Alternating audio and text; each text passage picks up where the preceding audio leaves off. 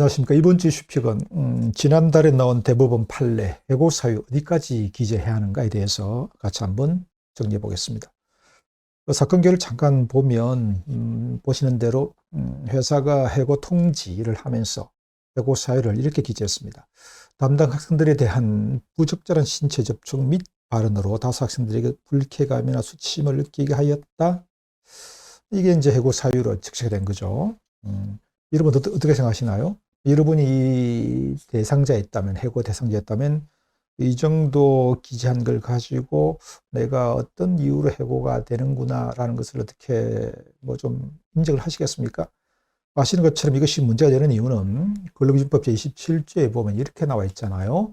일반 징계는 이런 조항에 해당되지 않고요. 뭐 정직이나 감봉이나 이런 징계는 꼭 뭐 해고 사유와 사유와 시기를 종이에 적어서 주라고 되지는 않고 해고할 때는 분명하게 하자는 거죠.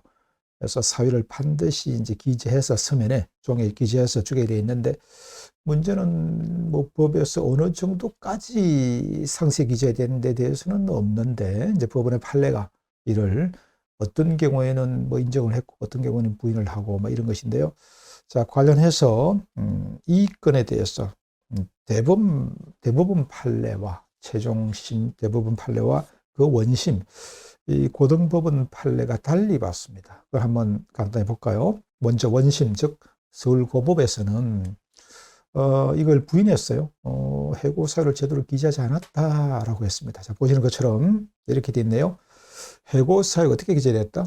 축약 기재되었다. 즉 구체적으로 해고 사유가 비행과 기재되지 않았고 그래서 이 근로자가 내가 왜 해고가 되었는지에 대해서 자세히 알 수가 없었기 때문에 구체적으로 대응을 할 수 없었다. 그래서 이것은 아까 봤던 27조 해고의 서면 통지 사유에 대해서 자세히 기재된 걸로 볼 수가 없어서 절차적으로 위반이다. 그래서 해고는 무효야? 라고 한 거예요. 그런데 최종심에서는 대법에서는 반대로 해석했습니다. 그게 아니야 라고 했죠. 어떻게 해요? 자, 비록 해고 사유가 조금 축약 좀 간단하게 기재되었거나 또 조금 불분명 명확하게 기재되지 않았다고 하더라도 어떻게 이 근로자가 해고당한 근로자가 내가 뭐 때문에 해고당한다는 사유를 충분히 알 수 있었다고 보는 거죠. 왜? 자, 조사 과정에서 여기 보면 징계 절차, 소명 과정 일반적으로 기업에서 징계를 한다면 그저 어느 날 몇 시에 나오세요? 라고 해서 바로 징계 결정 회의를 하지는 않죠. 대개 보면 미리 뭐 좀 큰 회사들 보면 감사팀 같은 데서 사실 감사 같은 데 조사를 하고 그래서 징계해달라고 요구를 하고 그리고 또 징계위원회 개최 과정에서 근로자가 참석해서 소명기회도 되게 가지고 있고 그러니까 어떤 사유로 이 사람이 징계됐다는 것을 본인이 알고 있다라고 본 거죠. 그래서 다소 명확하게 기재되지 않았다고 하더라도 알 수 있었다고 보면 이것은 해고 사유가 뭐 불분명하게 기재됐다 하더라도 충분히 소명할 수 있었고 대응할 수 있었다. 그리고 알고 있었다고 본 거예요. 그래서 절차상 하자가 없다고 판정했습니다. 네. 자, 그렇다면 이 관련해서 우리가 이번 판결로 이 판결이 기존의 대법 판결을 뭐 또 다르게 뭐 변경하거나 취지를 달리한 건 아닙니다. 뭐 기존의 판례, 대법원 판례의 취지에 쫓았는데요. 자, 그렇다면 우리가 다시 한번 이런 판례를 통해서 우리가 인사 HR 차원에서 어떤 대응 또 관리를 해야 될까라고 보면 제가 네 가지로 한번 써봤습니다. 자, 여러분 어떻게 해고 대상자한테 해고 통지를 할 때에 어느 정도 사유를 기재할까? 1번 네 개를 제가 보기를 드릴게요. 1번 해고 사유를 아예 기재하지 않는다. 귀찮아. 그냥 해고 통지하면 되지 뭐. 날짜만 다 적어서 보내겠다. 자, 두 번째 해고 사유를 대강 기재. 대강 어떻게 기재? 예를 들면 풍기문란, 해고 사유, 풍기문란, 공급명령, 아니면 네 가지 사유겠다고 하면 뭐 풍기문란 등을 포함해서 네 가지 사유 이런 식으로 대강 적어 놓는 경우. 아니면 세 번째, 해고 사유에 해당하는 지역규칙의 조문을 적시하는 경우. 이런 경우도 참 많죠. 지역규칙 몇 조, 20조, 제1항, 제1호, 제2호 이런 식으로 찾아봐. 궁금하면 다 나와 있으니까 지역규칙에 이런 경우. 그 다음 마지막 네 번째, 해고 사유를 구체적으로 적지 않고 징계위원회 회력을 첨부해서 해고 사유는 회력을 참고하세요. 이렇게도 한 예도 있고. 자, 그럼 여러분이 인사 담당자이고 해고 대상자한테 해고 사유를 통지한다면 1, 2, 3, 4 중에 어떤 걸 하시겠습니까?